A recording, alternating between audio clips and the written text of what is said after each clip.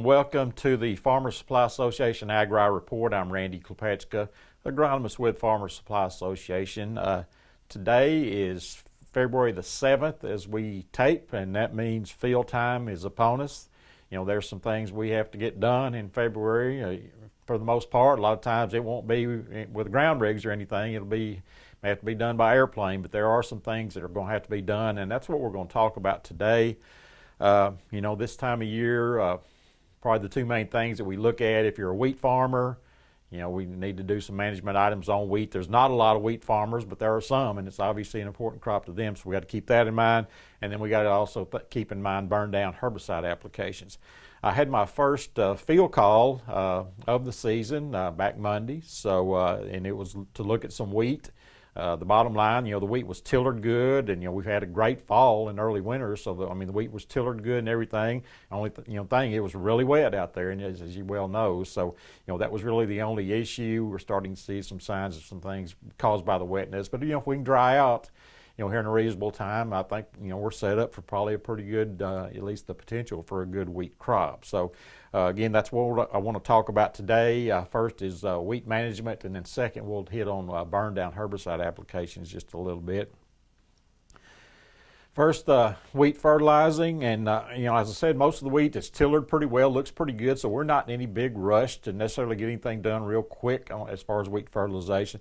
Now, if you have some late wheat that hasn't tillered well at all, it's real thin looking, hasn't tillered, then I would like to have something out there. We'd like to have had something out there, to maybe stimulate some late tillering and things like that. But, for this wheat that was planted timely, as I said, it looks really good right now. We're not in any rush to get anything done. We pretty much got, the month of February, in my opinion, to get something done.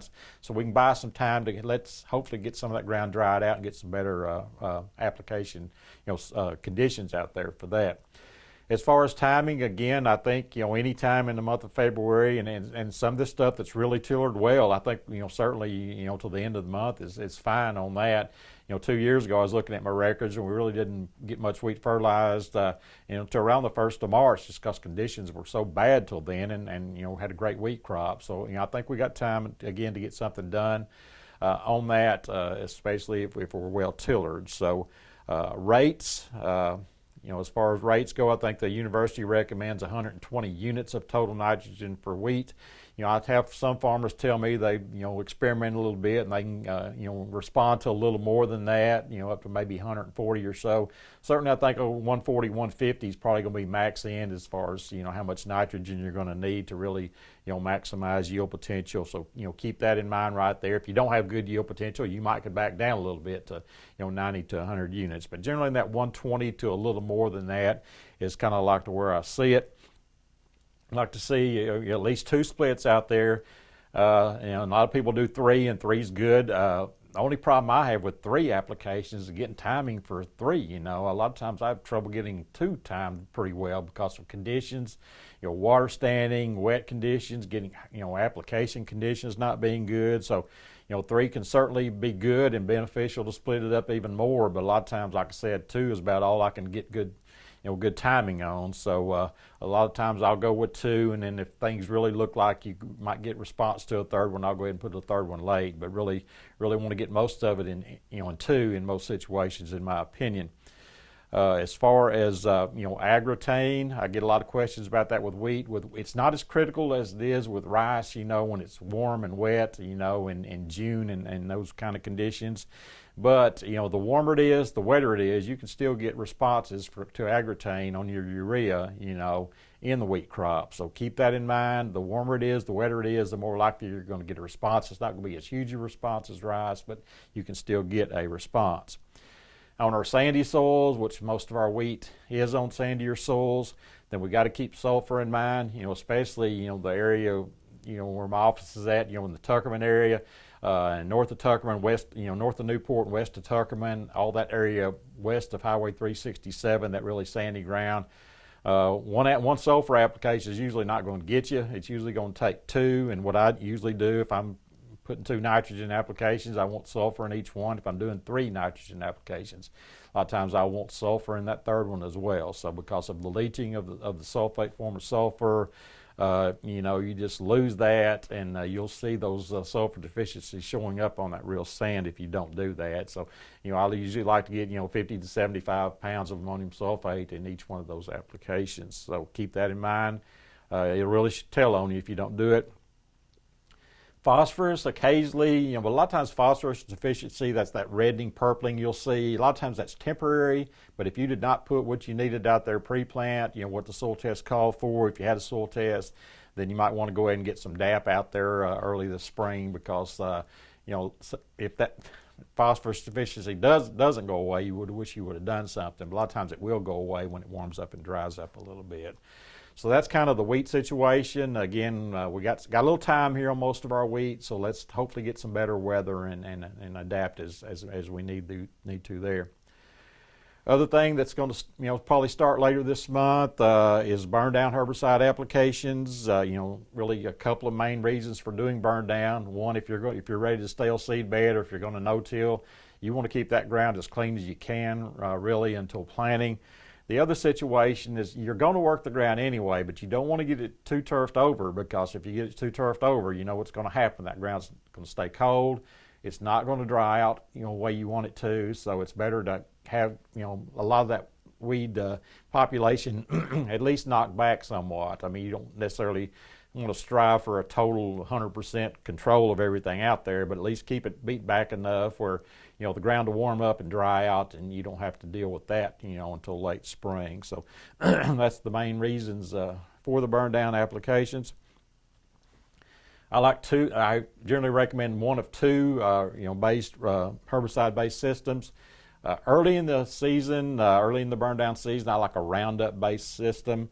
Later on, usually probably maybe in April or so, whenever pigweeds start coming up, then a lot of times I'll switch to a gramoxone-based system, because gramoxone is so good on pigweeds, and Roundup, of course, is nothing on pigweeds. So when those start coming up, then I'm going to look at changing to a gramoxone system. But early on, I like a Roundup or a Roundup combination, usually, system. With the gramoxone-based systems that we get in later, I want a PS2 herbicide that is like metribuzin if you're going to be planting soybeans or corn following that application, or atrazine, of course, for corn as well would be a good PS2.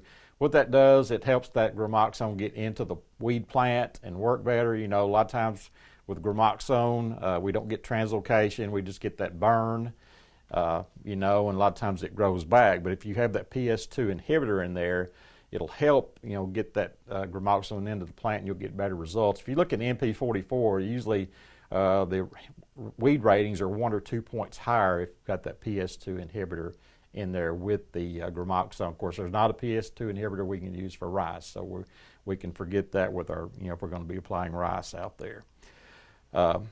With the Roundup system, I generally like another herbicide in there to help out. We've got resistant weeds to Roundup. We've got some weeds that are just Roundup's not that great on, so we usually need something else in there to get, better control. So, 2,4-D, Sharpen, First Shot, all three of those are generally my go-to recommendations when putting Roundup out, is to get one of those in there. And we'll talk about plant backs here at the end of the program. You got to keep that in mind with those.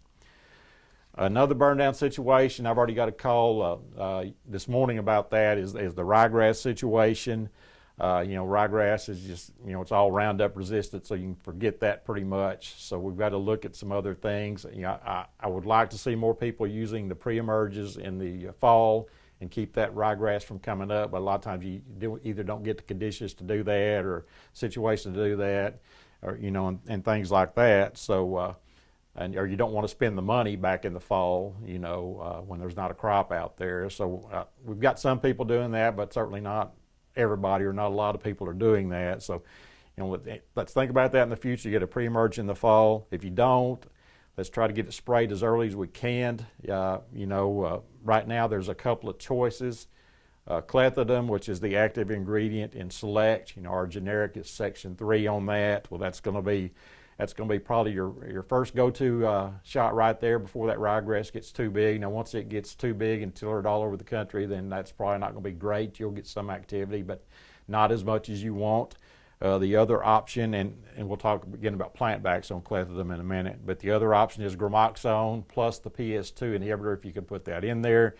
A lot of times it's going to take, a couple of applications or so for that to get all you want, because again, that's probably not going to give you total control either. So either one of these, things we resort to in the spring are not going to be as good as keeping it from coming up. We can get decent activity, get it to a manageable situation, but maybe not as, total control like we might like. One other thing, if you want to put a residual in there with this burn down to keep additional weeds from coming up, that's certainly something you can look at as well.